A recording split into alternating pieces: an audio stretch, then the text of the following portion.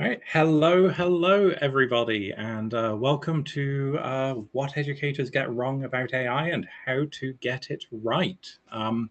Just because we're waiting for everyone to filter in, I'm going to start by doing a little bit of housekeeping. So just so you all know, the webinar recording is going to be shared with everybody within 2 days of this.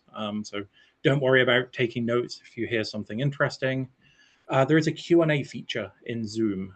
It's sometimes hard to pay attention to the chat when you're doing one of these presentations. So if you ask questions via Q&A, we will be able to raise those directly to us to answer. So please do that. Also, the chat is open. Please feel free to use it for discussion, sharing, thoughts, whatever. In fact, if people feel comfortable and want to, feel free to add who you are, where you are, what your role is, just so you can begin to get a feel for who is in the audience alongside you. And then also we are going to have team members in the chat actively responding to Q&A, providing resources, etc. Actually, that might be a good time to throw the mic over to Oliver, who is going to be doing that. So just like Oliver to introduce himself. Hey folks, I'm Oliver. I'm our Director of Product and Design here at Packback, based in Denver, Colorado. I work with our engineering and design team to build fun features into our instructional AI platform. So I'm going to be providing context, resources, all types of different tips and tricks in the chat. So just really happy to be here. Awesome. So with that, I think Barbara and I can introduce ourselves. So I'll start. Hi, my name's Craig Booth. I'm Packback's CTO. My background is actually academia. I did about a decade of research in high-performance computing and astrophysics. Eventually left academia because I like building things that people use, but missed education. Like I owe a big fraction of who I am to the education system and wanted to remain a part of that, and found a very natural home at Packback, where for the past 8 years at this point, I have been building AI that's been used by hundreds of thousands of students and educators. Barbara, I'll hand over to you to intro yourself. Yeah, thank you, Craig. Hi, everyone. My name is Barbara Kenny. I am the Senior Product Manager here at Packback. But prior to joining the EdTech space, I was an educator for 10 years, earned my master's degree in education. I then went on to get a professional certificate in full stack web development, where I also learned I really liked building things, but I liked shaping what we build a little bit more. For the past few years here at Packback, I've been leading our AI and data teams, guiding the roadmap from detection models to analytics dashboards and some yet to be released features on how we can show engagement and build engagement more in the platform. But yeah, as a former educator, I carry with me that paradox that I think many educators feel with AI, which is it's really exciting and has so many potential, applications, but also wanting to fiercely protect what makes learning great, that humanness of learning. So I'm grateful that I get to bring that perspective to the work that we do. Perfect. I love that so much. So actually, I'd like to start before we actually get into the content by asking why this and why now? Why are we all in this room together? And I think there's a lot of reasons for it. And really, like with what's happening in the world today, especially for the purposes of this conversation with AI, every single human being is feeling the pressure. Like from talking to instructors, I know that people feel overwhelmed because every week brings new tools and new promises. I know people feel uncertain about the boundaries of what they should and should not do. And students are using AI right now with or without guidance. And then finally, it's very common for professional development to lag behind what's changing so fast. And it's not just the administrators, it's not just the teachers, the administrators too are feeling this pressure across the board from faculty, from students. They're hearing those same promises from AI vendors. They claim to make everything better for you. How many do? Equity is a concern. And then the reputation of your administration. Like, am I seen as a laggard and behind? Or worse than that, somebody who irresponsibly jumped in and adopted too early before things were ready. Outside of that, I mean, I also just want to reflect students are feeling it too. Students are feeling all of these pressures. So what we are trying to do with this set of webinars, and I just want to spell out like our highest intention here is, I don't want to tell you anything about what to think about AI. I just want to help people get a foundation so that they can make intentional and evidence-based decisions about how they should be using AI. So our goals are, there's a lot of buzzwords and hype and flashing lights, but let's replace all of that with some understanding. Let's work together to build a shared mental model for talking about AI in education. Let's equip instructors and leaders with like the language and the frameworks and the practical tools to actually have those conversations, and also to center humans in this. I thought what Barbara said in her intro was so lovely, about the human center of AI, and I really, really believe that. So this is one of a 5-part series of webinars. AI is a big, big, big, big topic. We couldn't cover everything related to AI right now. So right now, what we're going to be talking about is essentially the building blocks, like what is AI? Where does it work? Where does it not work? And each of these webinars will stand on its own, but they do build towards something complete. So we'll be following this one up with teaching with integrity, building an ethical AI strategy in education. Where should I not use it? We're going to cover originality and integrity. How do we help students think for themselves rather than just offloading thought onto AI? And then we're going to talk about the future. What does it mean to build skills in your learners that just set them up to succeed in their careers and in their lives? Perfect. So we're going to do a quick poll at this point. You're just going to see this one pop up. We will come back to take a look at this in a minute, but I'll give you a couple of minutes to fill in the poll. Which of these roles best describes your primary focus? And we can just keep moving with the slides while we let people fill out the polls. Perfect. So the outline for this webinar, I'm just going to run through the 5 parts right now. We're just about to get into the real content, I promise. We're going to start with a chronological history of AI, all the way back from the very first computers in the 1950s to the present day with everything that's happening. Typically, when people talk about AI nowadays, they're really talking about large language models, LLMs. So we're going to deep dive into LLMs and actually ask, how do they work, why, and how do they fail? Then parts 3, 4, and 5 are much more education specific and education focused. So we're going to talk about matching the tool to the task. One of the things we'll cover in part 1 is that AI isn't one thing. AI is 1,000 different things, different tools with different strengths and different weaknesses. How do we match one thing to the other? Part 4 is about bringing educators into the loop. Where and how should people be involved with AI and students? And then just finishing with a closing reflection about everything we've just talked about and grounding us again in the whole series of webinars. So let's dive into part 1.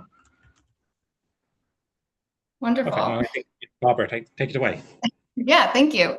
So I think that there still can be this tendency to imagine AI as robots, sci-fi, futuristic tech. But really, AI is anything where computers are mimicking human intelligence.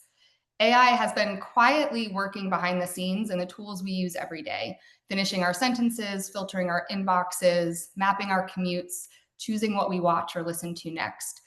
And unless we've been made a conscious effort not to, most of us have likely engaged with AI before we had breakfast today. What we want to do today is start to understand how we went from this thing of science fiction to AI working quietly in the background to now, where it feels very front and center. And with that understanding, how can we be intentional about if, where, and how it ends up working in the background of our classrooms? So with that, I'm going to pass it back to Craig, who's going to tell us a little bit about these thinking machines. Perfect. Yes. As the older one of the two of us, I'm going to take us further back in history, and I really think you can begin to chart the history of AI starting in the 1950s with the very, very first computers. So The actual first programmable computer was something called Colossus. It was designed to help the Allies crack German codes during World War II. If you've ever seen the movie The Imitation Game, you know all about this. But around here, I actually think the word computer is an interesting word to talk about around here, because we think nowadays of a lot of things as computers. The laptop I'm talking to right now is a computer. My phone is a computer. But before a computer was a device, it was a job. If you had something that needed doing that required a lot of calculations, like in my previous life, tracking the path of celestial objects across the sky, you just hire a human being to sit there and do all of your multiplication and long division, and computer was a job. And the first computers were just replacements for that particular job. And the sort of mechanisms of machine intelligence that people thought about at the time were very influenced by that. The very first discussions of AI talked about intelligence being a purely logical and rules-based thing. And this is very, very early. On the right here, this is a picture of Colossus. This is what it actually looked like to work with a computer. But already by the 1950s, and this is a paper by Alan Turing at the bottom right, questions like, can machines think, were being proposed. And the Turing test, which you may or may not have heard of, was a thing. So all the way back, the first computers, people thought of intelligence as purely rules-based, and that fed into the first real applications of AI, which is expert systems. So perfect. In the 1960s and 1970s, this sort of idea of mechanistic intelligence became operationalized. And the way to think about this is an expert system is just like a bunch of if and then put together. So with this top image right here, this is a very simple example of that. It is, how might I choose the interest rate for a car loan? And you look at somebody's credit score, then you look at what fraction of their income is going into this loan, and it gives you an acceptable rate. And that, at a very high level, by the definition Barbara gave us, is a machine doing something a human does. It's setting a interest rate for a loan. That was a very silly and simple example, but throughout the 70s and 80s, there were dozens of extremely complicated expert systems developed. Infections with mycin, Dendril classifying molecules, XCON helping debug computers. My very favorite one of these, though, is something called ELIZA, which people may or may not have heard of, but I think it's quite lovely. It was a simple rules-based chatbot that's designed to act like a therapist who asks you questions. I don't know if you can actually read the text on here, but you might say, my partner forced me to come to this webinar, and there are enough grammatical rules encoded in ELIZA that it might come back like, why is it important to you that your partner forced you to come to this webinar? And people poured their hearts out into ELIZA. There were these quite common stories that even though all this is an empty shell made of rules, that people projected humanity into it. And I think we're going to return to that a few times, especially as we start to talk about LLMs. So that got us through the 60s and 70s. And now I'm going to hand back to Barbara. Yeah, thank you, Craig. So now we're moving from these rule-based systems to a new idea. What if computers could learn from examples instead of being explicitly told every rule? And that's where machine learning comes in. Arthur Samuel actually coined the term machine learning in the 1950s while developing a checkers program that improved through experience, so adjusting its moves based on outcomes. It still relied heavily on human designed features, but it was one of the first examples of a system improving performance through data rather than explicit rules. Still, for the next few decades, though, rule-based and expert systems dominated mainstream AI research. By the 80s and 90s, advances in computing power and data made machine learning more viable for real-world tasks. So the foundations of things like modern spam filters and recommendation systems and fraud detection. These systems use statistical models to spot patterns and make predictions, but they still depended heavily on humans. For example, in spam filtering, we'd show a computer thousands of examples labeled spam or not spam. We were really giving it the answers, teaching it what to look for. That's what's called supervised learning. The machine learns, but only within the boundaries of what we define. Even with unsupervised learning, which is unlabeled data sets, humans are still deciding what data to analyze, what relationships to explore. So machine learning represented a huge step forward, systems that could generalize patterns from data, but it had a ceiling. And it could only really learn from the features we chose to measure and the signals we chose to pay attention to. But that's what led to the next step, which is neural networks. Instead of relying on humans to define every rule or feature, these neural networks, which are inspired by our own brain structure, could start learning their own internal representations, building their own understanding of data through layers of computation in these like hidden layers we see in that top image. A famous example of this was Google's early experiment with an unsupervised neural network. Basically, they fed it 10 million random unlabeled images from YouTube videos. There's no categories, no labels, no, this is a cat. And yet after days of training, the network learned to recognize cats on its own. So that's kind of the breakthrough with neural networks. We're moving from machines that learn what we tell them to machines that can teach themselves what matters. And this last example is pretty fun, and keeping with the cat theme, is Google's Quick Draw, which is still up and running and kind of fun to play with if you Google it and play with it. But basically, it's asking people to come in and doodle everyday objects, including cats. So if we look at any of these kind of scribbles down in the corner there, we can instantly identify cat. But before neural networks, computers really couldn't. It would need someone to hand code every possible rule for what makes a cat, which you could imagine would become very quickly absurd, as we can draw cats in an infinite number of ways. But neural networks changed that. They no longer needed us to hand code every rule. They could, through exposure of many examples, they could learn their own representation of these concepts. And that shift from the human-defined features to these kind of self-learned features is what unlocks the deep learning revolution that Craig's going to talk about next. Perfect. Yes. So far, each of these steps that we've talked about has really been like an increase in the complexity of the algorithms that people are using. I actually want to pause on that for a second and just say the next sort of revolution in AI was very much just the availability of data.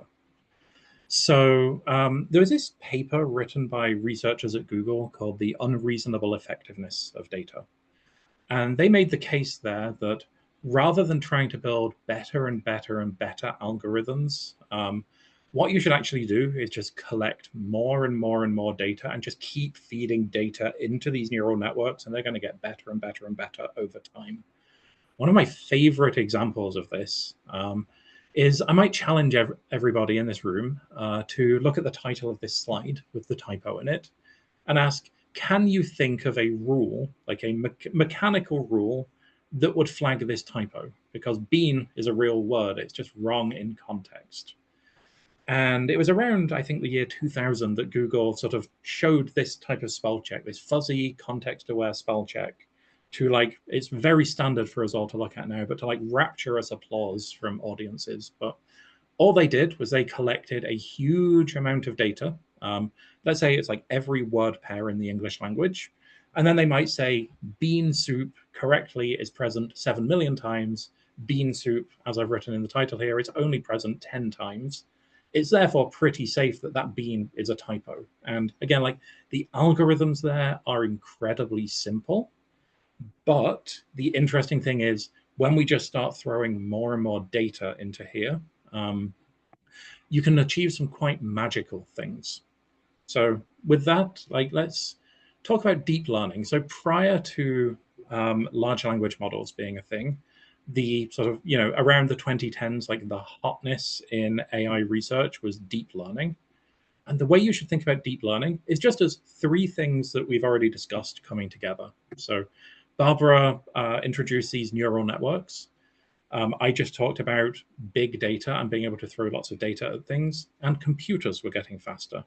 If you add all of those things together, you can probably figure out pretty much what neural networks is. It's just, we've got massive computers, large amounts of data, So we can make some really massive neural nets and start layering them and putting them together. And the upside of this is the AI's got better at things. The downside of this is where it became really hard to understand what an AI was doing or why an AI was doing something. It may say, I see a cat in this picture, but you have no way to ask it why. So that we're going to pause in sort of the chronology here. If we just jump to the next slide. And I just want to pause and put it all together and just say, we don't want to think about the history of AI like this. It's not that expert systems existed and then they were replaced by machine learning, and then that was replaced by neural networks, and then that was replaced by deep learning, and then that was replaced by whatever comes next. Think of it instead like this picture, that all of these things still exist. They're all out there in the world doing things. You probably interact with expert systems, machine learning, neural networks, and deep learning every single day. And the first way you should think about generative AI, which is where we're going next, is just as a specialized subset of deep learning. But really, the thing I want you to take away here is AI is not one thing. AI is not ChatGPT, for example. AI is a massive variety of things. They can have different strengths and different weaknesses, be good or bad at different things. That said, LLMs, large language models, generative AI, is where we are today. So I actually just want to dive into LLMs. But let's start with a poll, and we will come back to the results of this poll in a few slides. When you think about generative AI's impact on your campus or classroom, what is your single biggest concern right now? Just as a warning, there's quite a few options in this poll. You might need to scroll down a little bit, and we'll come back to that in a minute. So let's talk about generative AI.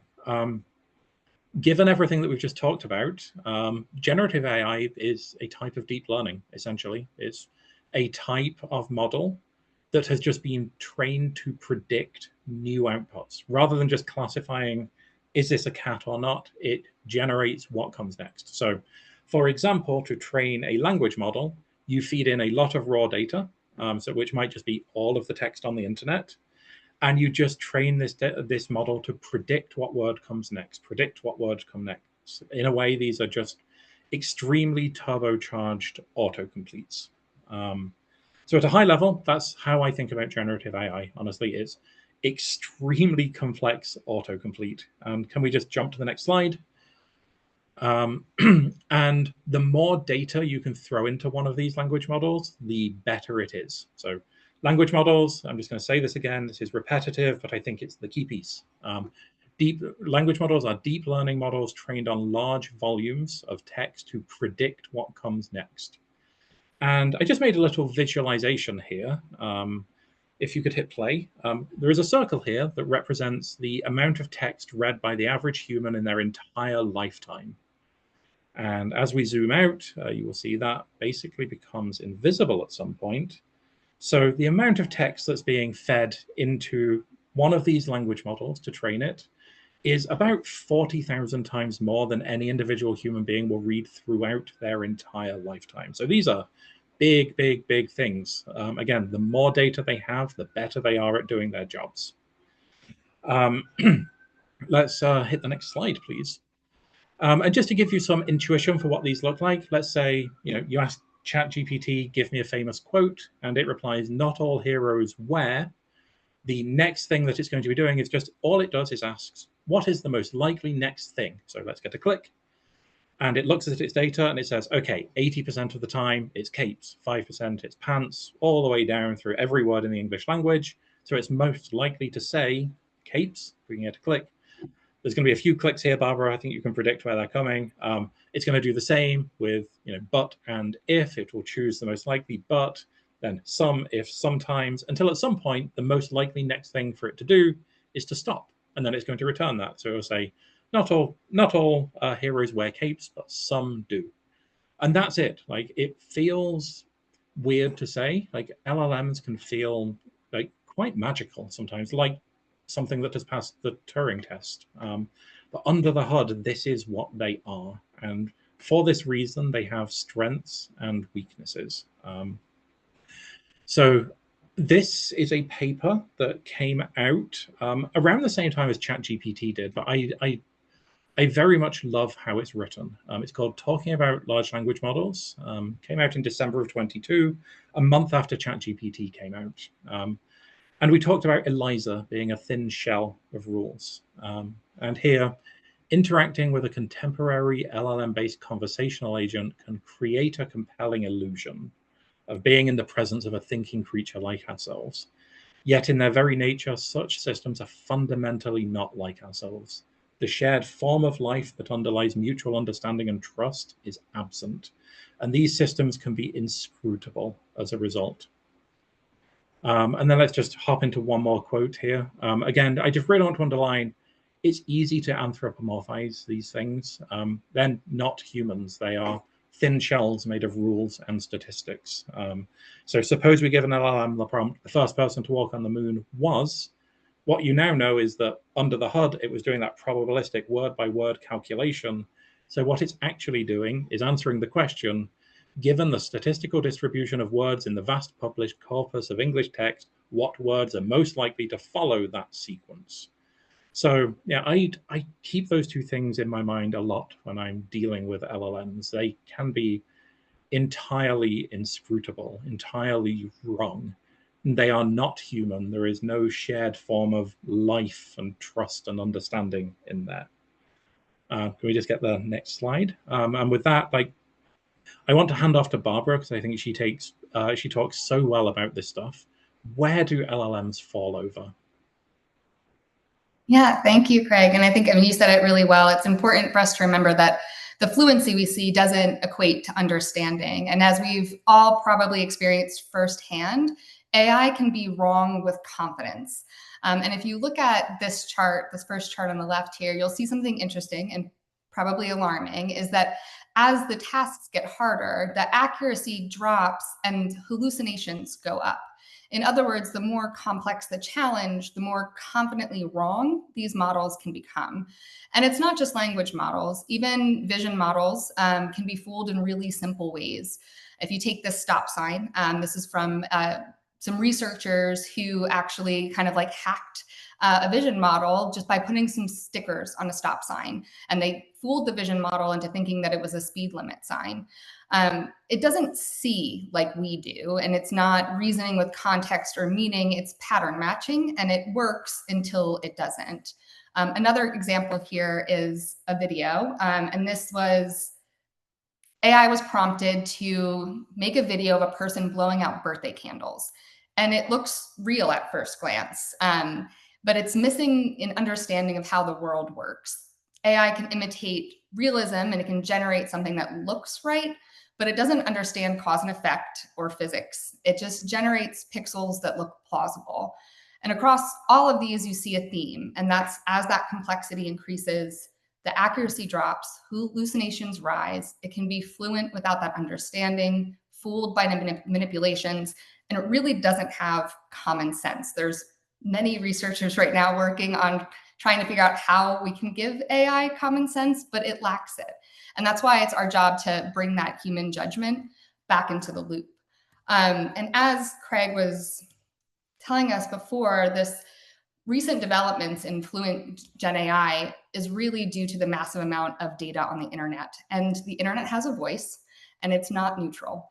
So for this slide, I'm focusing on gender, but bias of any kind, racial, cultural, socioeconomic, can and will creep in.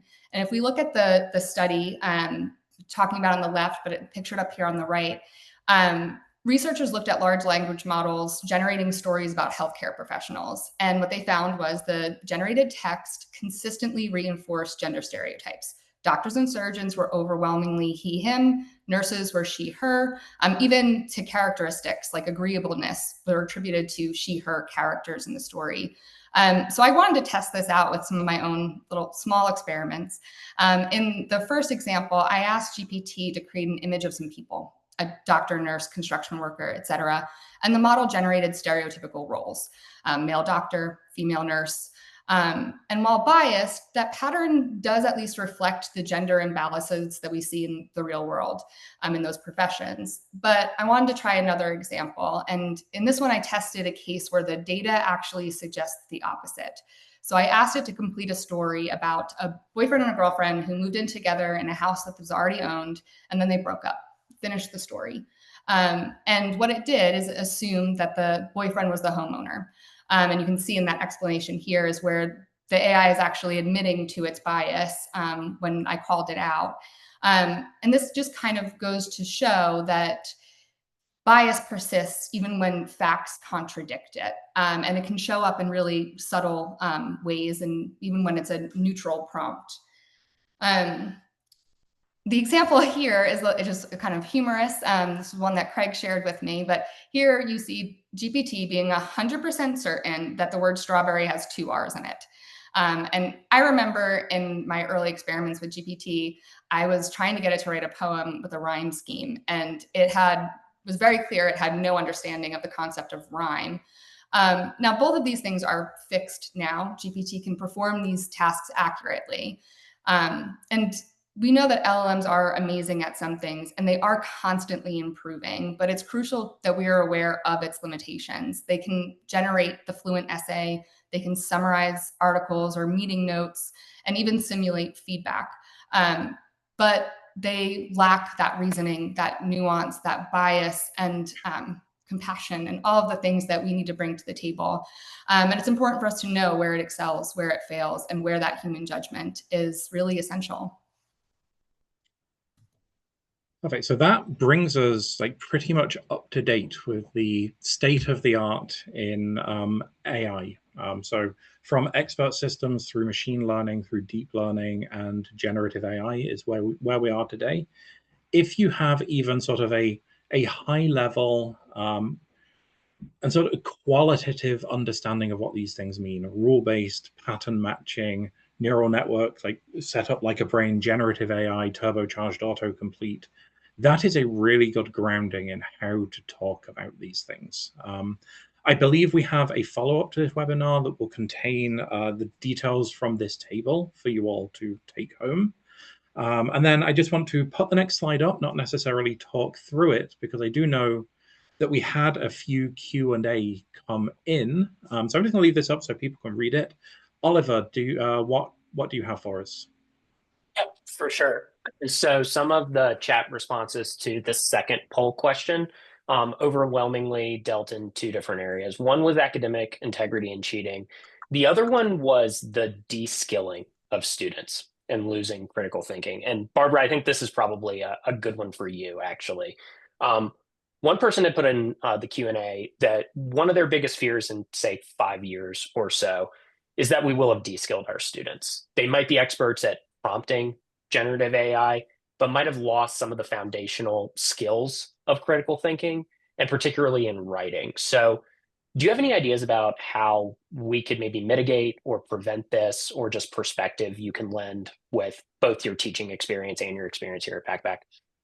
Yeah, absolutely. That fear is incredibly valid. But I also think it's important to keep in mind that AI doesn't automatically erode skills. But I think it does require that us teachers, anyone really involved in creating this learning ecosystem, to become intentional about which skills we teach and value. I think self-regulated learning is a great framework to think about here, helping students practice the forethought, goal setting, reflection. Research actually shows that students with higher self-regulation skills are more likely to use AI as a thought partner instead of a replacement. So I think by maybe intentionally valuing, giving time to, and if there's space to explicitly teach those skills of planning, revising, reflecting, and especially on how they're using those tools and why.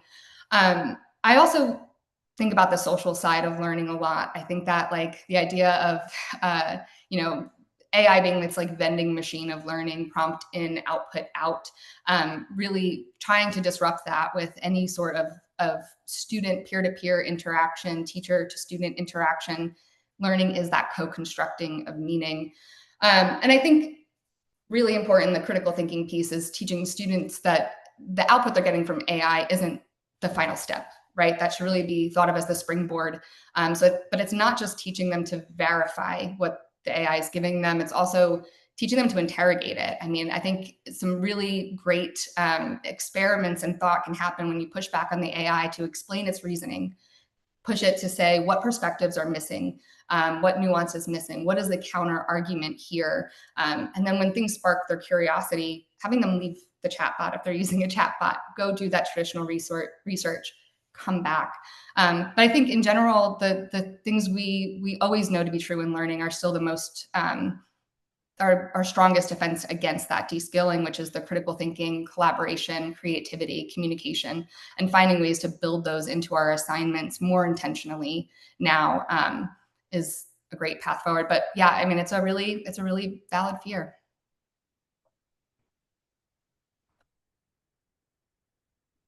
Barbara, I think the next slides are yours, so if you just want to keep on going. Yeah. Awesome. This next section is all about matching the right kind of AI to the right kind of task. So just because AI can do something doesn't mean that it should. So we're going to look under the hood a little bit in a specific example and see what these systems do, how they differ, and what it means for classroom use. So if we're going to imagine a student's writing a short essay about the giver on the theme of freedom, each kind of AI, rule-based, machine learning, generative, would support that student differently, shares the common goal, giving feedback or next steps personalized to the student. But how these AI systems understand writing, what data they use, how transparent they are in their reasoning, it differs dramatically. So we'll walk through each type. You'll probably be able to think of tools that you have used that apply these types of systems. And we'll just walk through what it does well and what it doesn't. So if we start here with the rule-based system, it's the most traditional kind. This is what Craig talked about in the beginning. It's that classic if-then logic. It's great for structured tasks. So for example, if in students' writing, if a sentence is too long, it can give a clear pre-written suggestion. It's fully explainable. We can trace exactly why it gave that feedback, but it's also limited. It doesn't understand nuance or creativity. So that long sentence could be a work of art. It could be the best sentence ever written. The model does not care. It will still give the same feedback. And next, we can move into the predictive models, the machine learning systems trained on large data sets. These models learn correlations between writing features and performance scores. They can predict, for instance, that strong vocabulary and weak evidence equals X% of mastery of textual analysis and suggest a lesson or a follow-up or next steps for the students. They're somewhat explainable. We can see what features they're looking at, like what things they are looking at to make that call, but not as transparent as those rule-based systems. Powerful, only as good as the data they're trained on. And last, the large language models. This is probably what's top of mind for most of us today, and this is what powers GPT and similar tools. These models work on vast amount of unstructured data, as Craig showed before. They're not just analyzing, they're composing language. So instead of following set rules, they're inferring meaning statistically, generating text like feedback or summaries or a chat conversation. It makes them sound very human. But it also means we don't know why they said what they said. They're helpful, creative, and responsive, but they can be confidently wrong. And I think that's the core tension, is that these generative AI tools and features we're seeing, they offer so much flexibility and this presentation of personalization, but there is less transparency. And here's the big takeaway, kind of bringing it all together, is that as we've seen AI moving from rules to patterns to language, it's becoming more personalized, but it's less transparent. Those rule-based systems are clear but rigid. Machine learning adds that adaptability, and LLMs are fluid and flexible, but their reasoning is often invisible.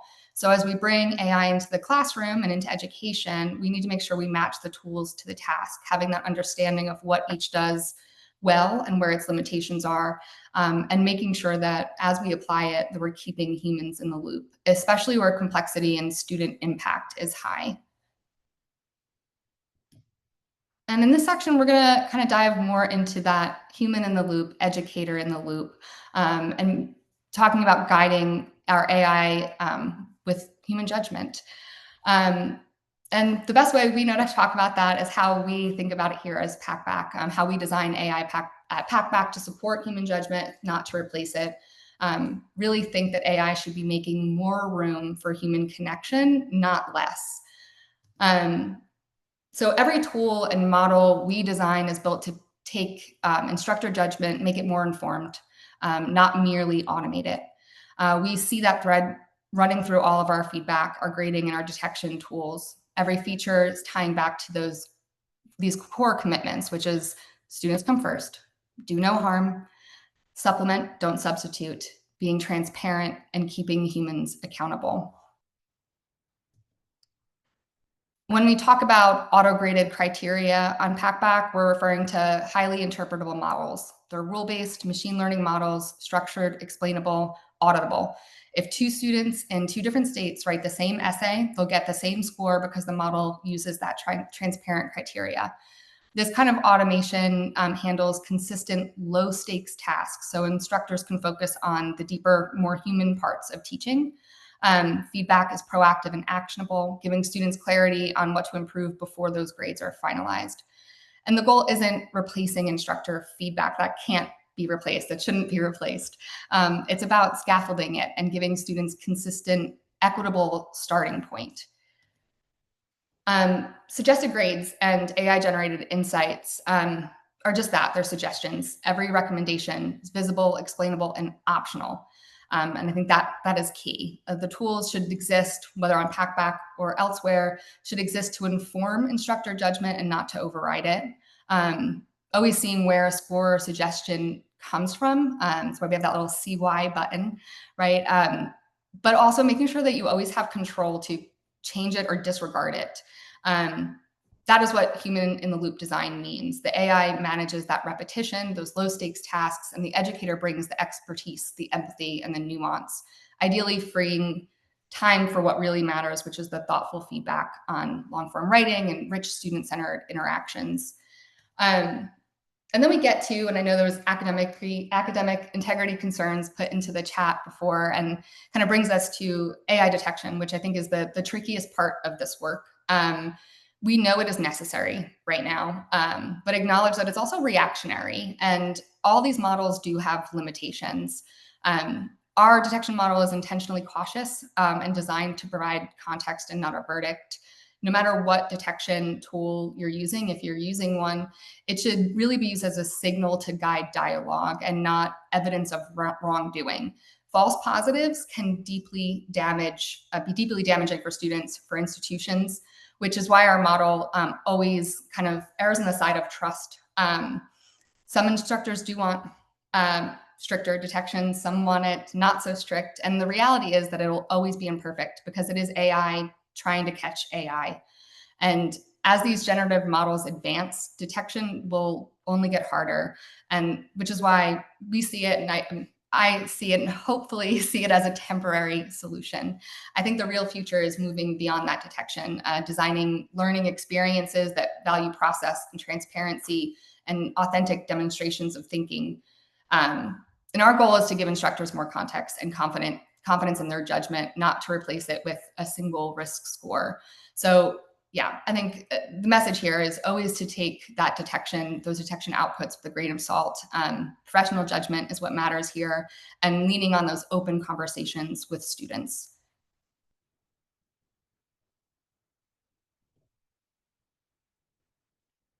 And kind of coming into this closing reflection here, I think keeping educators in the loop isn't just a safeguard. It's what keeps learning authentic and equitable and human-centered.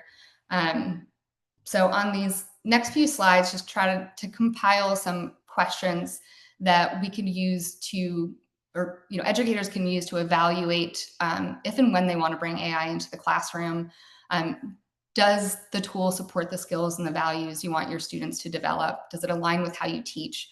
How is it going to change the learning experience? Is it going to make students more reflective and stronger critical thinkers, or is it going to make them more dependent? And then explicitly asking yourself, what role do you want AI playing?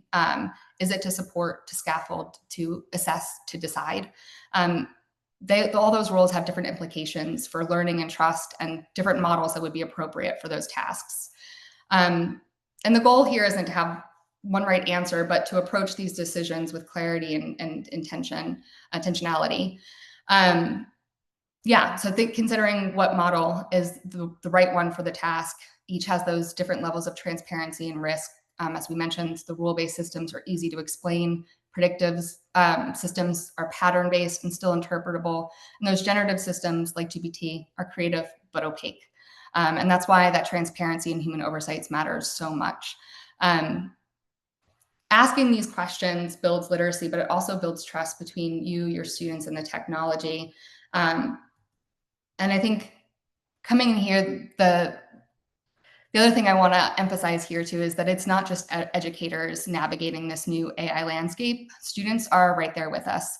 Many of them are using these tools in ways we don't see. And they're being placed in positions to make ethical decisions about how to use it in their own learning. And I think that's a piece that gets missed. It's not just something that's happening to students and to educators. It's something that's becoming a part of the way they think and the way they create. And for AI to play a productive role in education, I think students need to be invited into that conversation and not excluded from it, to understand what responsible use looks like and what it's at stake when they rely on it too heavily. In the last few years of my teaching career, I had the privilege of teaching 4th and 5th grade, which is an incredibly fun age to teach. And I began hosting these things that I called tech talk sessions. And sometimes we would do short mini lessons on media bias or online safety, but often it was just giving them reflective prompts. And I was blown away by how much they wanted to talk about this and how profound their observations are. And it reminded me that students have really strong opinions about the impact that technology is having on the world around them. And I think when we invite them into the conversation, instead of just shielding them from it or policing it, we can, model that behavior for them of thinking intentionally about it, sharing when we're excited about tech, when we're nervous about it, when we choose depth over speed. We can show them what it looks like to be mindful about tech in practice. In a poll conducted by Education Week, nearly 80% of teachers said that it was not necessary to disclose their AI use to students. And kind of just putting my old teacher hat on, I can see that argument, absolutely. And I also think that it might be a missed opportunity, because I think the best way to teach that reflection and transparency and intentionality around using AI is to model it. When educators use AI thoughtfully and share that with students, showing them how you check for accuracy, when you chose to use it and why, when you chose not to use it and why, and having those open conversations, we're teaching AI literacy in real time. And I think curiosity and critical questioning are the best tools we have for navigating AI. And so with that spirit, I'd love to open it to the Q&A section and hear what's on folks' minds.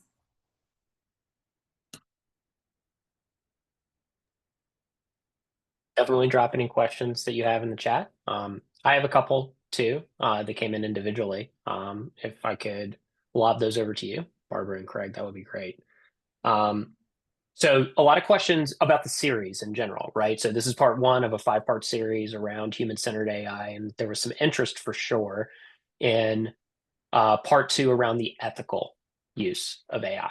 So Craig, this feels up your alley a little bit, just in terms of how to speak to this, but realistically, a lot of vendors will just say, yes, we're ethical, right? Or yes, there's a human in the loop. How do we go about really vetting those claims? Are there any sort of red flags we should listen to? Are there, we've learned a lot today in terms of the different types of AI. But I think there's a lot of companies out there that just will default to, yes, we have ethical use of AI, or yes, we use AI ethically in a classroom setting or education. So if you have any thoughts about that, that would be really interesting. And you're on mute, by the way. wouldn't be a Craig meeting if I didn't do that at least one time. Let me see. Yes, I have a lot of thoughts about that. And I think the first is to reflect on where you're using AI, because that controls very much of the risk profile of what you're trying to do.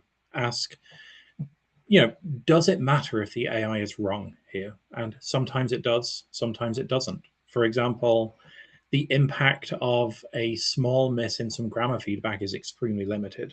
The impact of an AI making a mistake in grading could be catastrophic to a student's life, quite frankly. So I'd start from the point of view of risk. Ask, what is this tool trying to do? And that leads into, therefore, how much do I need to care about this right now? And if you realize you're stepping towards risky situations, we actually, I believe the next webinar is going to cover this in some detail.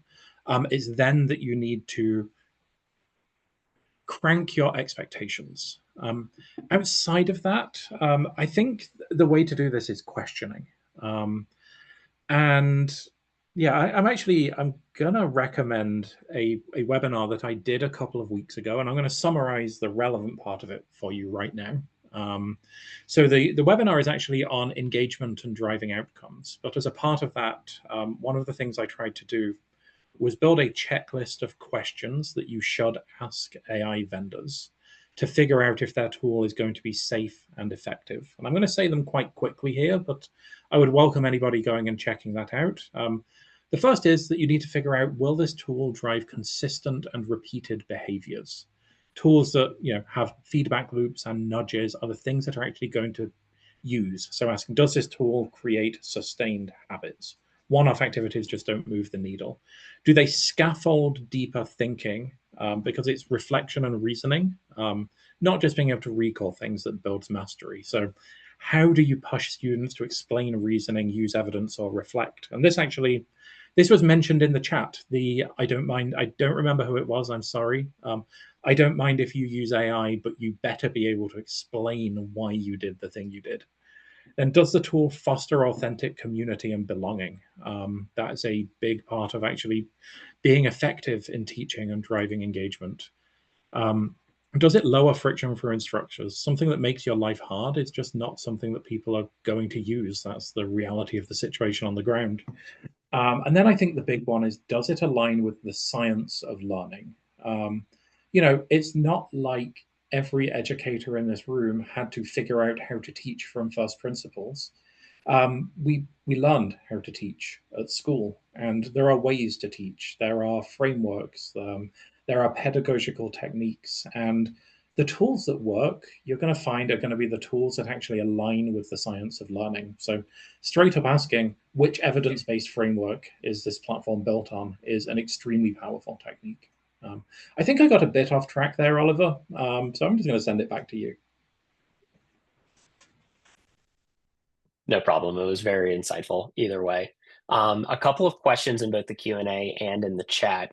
Barbara, I'd like to lob a softball over to you if you don't mind, because I know you've done a lot of work specifically around this question of how do I broach a conversation about AI use with my students as a professor.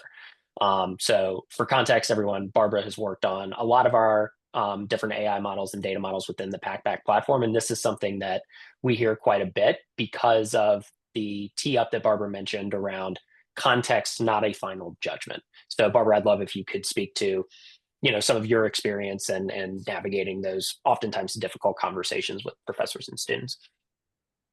Yeah, absolutely. I think I will say I think the first step there is having a lot of open conversations about AI use before you catch the student, you catch the AI use, right? So having that be a comfortable conversation that's already established, where you're talking about your AI use, they're able to talk about theirs. I think that makes the conversation easier. I think in the case of it's a blatant use of AI, and whether a detector caught it or didn't catch it, you want to be able to have that conversation with the student. And I think one of the best ways, at least what I would do as an educator, is I would just say, hey, tell me a little bit about your process here, and let the students start to explain how they went about that assignment. And hopefully that's where they just can be transparent about their AI use.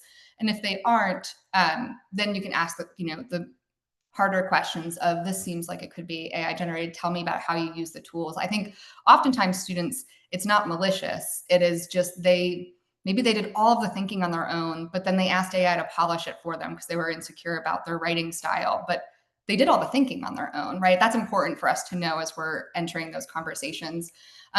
So I think opening it, not accusatory, but with curiosity, and already establishing that that level of trust in how you are both navigating this new world of generative AI. And hopefully it's a productive conversation. Maybe they have a really great writing process, and you can help them make it even better.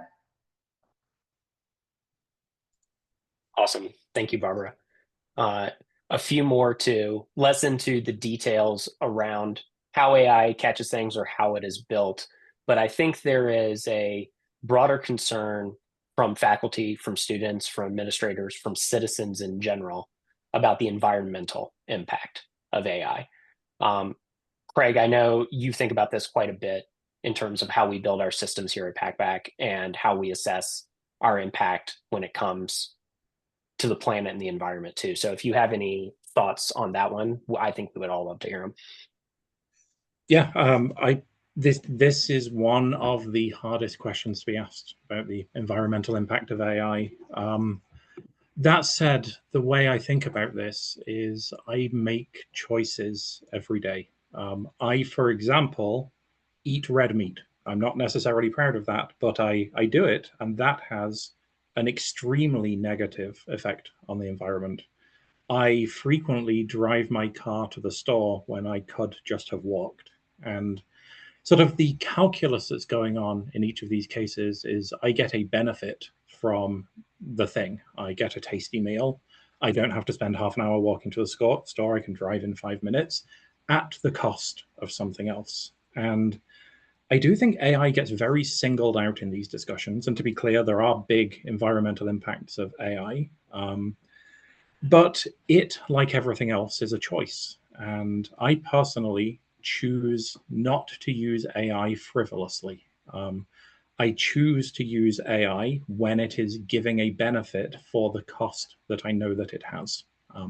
I think that's the first part of that answer. And I think the second one is we've really been leaning on AI as a spectrum.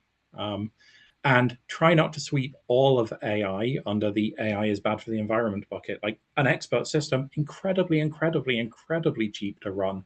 Machine learning models, incredibly cheap to run. And the way that we've actually ended up building up Packback is that we use the simplest model to get the job done. And that, in addition to making things more transparent and more explainable, significantly decreases the environmental impact of those aspects of the AI down to essentially zero. And we only use these generative models where they add value that can't be added in any other way.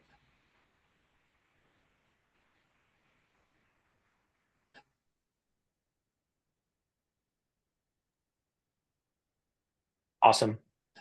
I think from a questions perspective related to this particular presentation, we just have one or two more, and we're almost here at the top of the hour. So maybe one more question before we wrap and then talk through details about the rest of the series.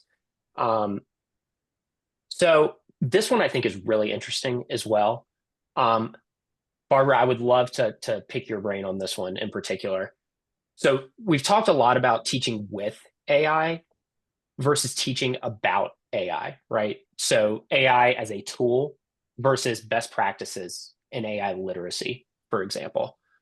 If a curriculum is already so packed with subject-specific pieces, standards that need to be met, exams, midterms, classroom management, assignment management, all of the different ancillary and core pieces that come with being an educator, whose job is it really to teach this, right? I know that's probably kind of a very complicated and open-ended question, but I liked that it was balancing the how with the tools and then the why and the broader thinking around the literacy piece. Do you have any thoughts you could lend there?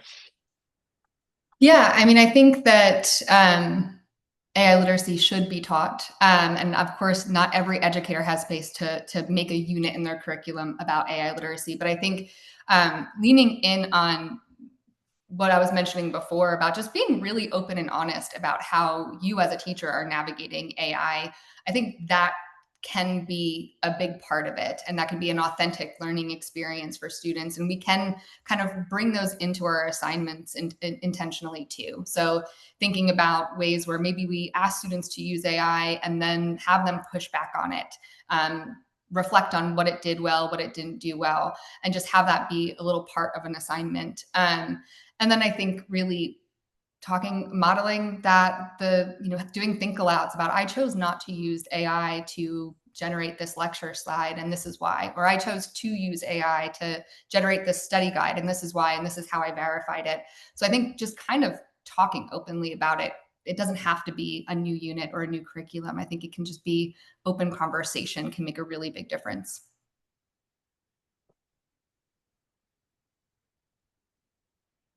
Awesome. Well, thank you all. I know we are getting close to time here at the top of the hour. So maybe if you are interested and got a lot out of this particular session, as I mentioned before, there are a lot more sessions coming as we dive deeper into ethical AI use and tips and tricks on how to implement it successfully and scalably within your classrooms. So here are some further details with a QR code on how to sign up for other sessions. I don't know, Craig or Barbara, if there was anything else you wanted to add just in terms of what's coming, but we really appreciate everybody joining today. Let me see. The one thing I'll add is, this is number one in a series. Each of them completely stands on its own, so feel free to drop in, drop out wherever you want to.